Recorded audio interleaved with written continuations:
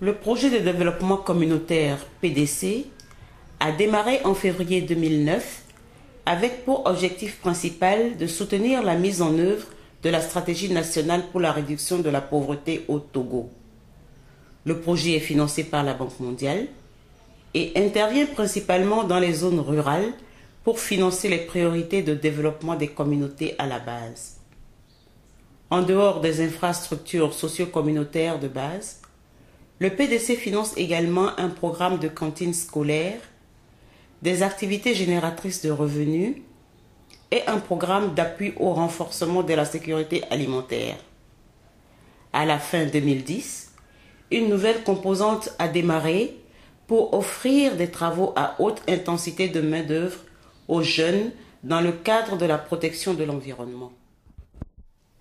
À la mi-parcours, des résultats substantiels ont été atteints et leur impact sur les conditions de vie des populations bénéficiaires sont visibles. En termes d'infrastructures socio-communautaires, au total 271 modules de classe ont été construits et réhabilités. Certains de ces ouvrages ont bénéficié d'infrastructures d'accompagnement tels que des bureaux pour la direction, des modules de latrines pour garçons et filles équipés de lave-mains et des points d'eau. Certaines écoles situées dans des localités les plus pauvres du pays participent au programme de cantine scolaire mis en place par le PDC pour lutter contre l'extrême pauvreté et permettre la scolarisation des enfants issus de familles très pauvres. Les repas sont préparés par les femmes des communautés bénéficiaires qui, par ce biais, ont trouvé des activités qui leur génèrent des revenus. Ils sont environ 36 000 enfants de 181 écoles à bénéficier de ce programme dont les résultats se traduisent en des augmentations substantielles des effectifs des écoles bénéficiaires et des taux de réussite satisfaisants allant de 95 à 100% pour les examens du certificat d'études primaires. Pour apporter des solutions aux difficultés de certaines communautés éloignées des centres de soins, une douzaine de centres de santé ont été construits et réhabilités. Des mesures ont été prises pour la protection de l'environnement à travers la construction d'incinérateurs dans ces centres de santé. Ici aussi, on trouve des infrastructures d'accompagnement telles que des toilettes, des douches et quelquefois des points d'eau. D'autres infrastructures socio-économiques réalisées par le PDC comportent des pistes rurales réalisées pour désenclaver des villages, des hangars de marché pour permettre la conduite des activités commerciales dans de meilleures conditions, des latrines communautaires et des forages pour permettre aux populations d'avoir accès à de l'eau potable et de remédier à certains problèmes de santé. La lutte contre la pauvreté, c'est aussi la mise à disposition de moyens financiers pour permettre aux communautés pauvres d'entreprendre des activités économiques pouvant leur permettre de subvenir eux-mêmes à leurs besoins et à ceux de leur famille. Pour répondre à ce besoin, le PDC, à travers son programme Activités génératrices de revenus, a accordé des financements à environ 233 groupements qui ont entrepris des activités économiques diverses: maraîchage, élevage, pêche, apiculture, fabrication de craie, commerce et bien d'autres encore. Les résultats se traduisent en une augmentation des revenus et sont en train de changer les conditions de vie des bénéficiaires.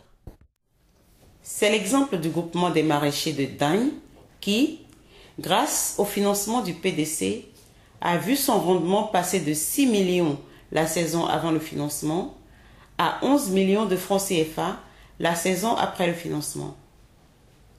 C'est le cas également de Madame Achou, présidente du groupement Novinho à Tchekpo de Dekwe, qui nous a révélé que dans le passé, elle n'avait jamais pensé qu'elle pourrait faire manger des œufs à ses enfants. Aujourd'hui, dit-elle, elle ramène des œufs à la maison et ses enfants peuvent en manger quand ils le désirent. Il y a aussi l'exemple du groupement des pêcheurs de Mango qui, grâce au PDC, a pu construire et équiper une poissonnerie dans la ville pour stocker et vendre leurs produits de pêche. 4 mois après l'ouverture de la poissonnerie, ils ont réalisé des ventes de 4 millions de francs CFA, montant qu'ils n'ont jamais réussi à avoir auparavant. C'est aussi le cas très impressionnant de l'association des aveugles de Pélé-Gouvier, dont les membres se sont engagés dans la fabrication de craies qu'ils commercialisent dans leur région. Les membres de cette association sont aujourd'hui très fiers.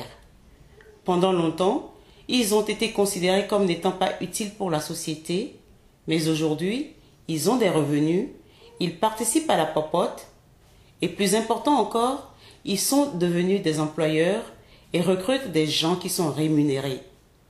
Pour eux, c'est la dignité retrouvée. Il en est de même pour les membres de la coopérative des personnes handicapées de Lamafeigne à Kara, dont la situation a également changé très positivement. Ils se sont engagés dans l'élevage des pondeuses et aujourd'hui, disent-ils, les gens se bousculent chez nous pour acheter des œufs. Du coup, nous sommes devenus des personnes désirables et utiles parce que lorsqu'on a besoin de contributions pour la communauté, nous aussi nous apportons quelque chose. Nous sommes respectés et nous en sommes très fiers.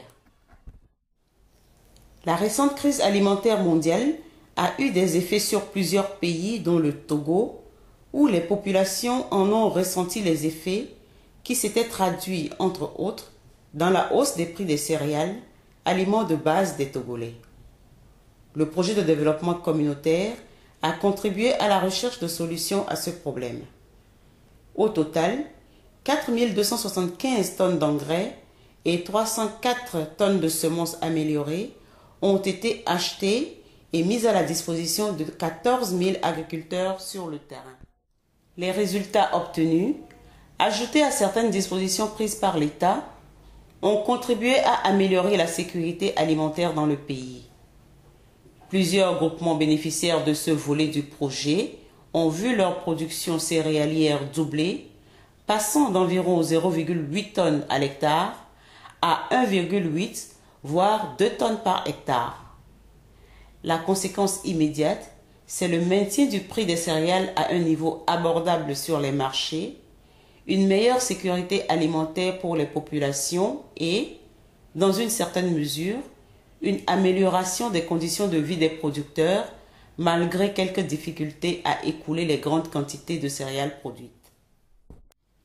Comme le dit l'adage, il vaut mieux apprendre aux gens à pêcher plutôt que leur donner du poisson.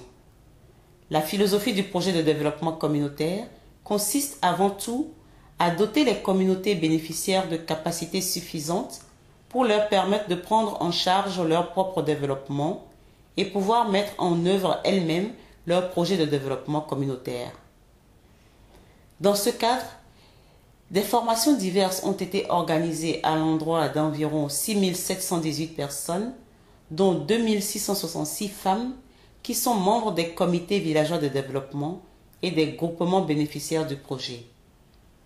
La conduite et la gestion des micro-projets et des diverses activités entreprises par les communautés elles-mêmes dans cette approche du faire-faire a été, dans la très grande majorité des cas, un succès.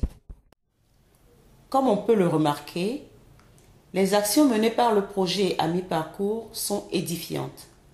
Ici et là, on note une certaine amélioration des conditions de vie. Les conditions de travail pour les élèves et enseignants dans les écoles bénéficiaires sont meilleures et se traduisent par des résultats scolaires satisfaisants. Mais il y a encore des défis à relever, non seulement par le projet, mais aussi par l'ensemble des acteurs de développement et les communautés de base elles-mêmes. Dans cette école d'initiative locale bénéficiaire du programme de cantine scolaire Aïda V, non loin d'Akepe, le spectacle laisse perplexe. Des infrastructures désolantes et un seul enseignant pour toutes les 6 classes. À l'école primaire publique de Kovié-Sévého, également bénéficiaire du programme de nutrition en milieu scolaire, la majorité des salles de classe, les voici. Pour des infrastructures de santé construites et réhabilitées à Blainvier à Vigé et à Evu à Pégame dans les plateaux, le personnel soignant manque cruellement. La seule accoucheuse ou matrone est chargée de tout.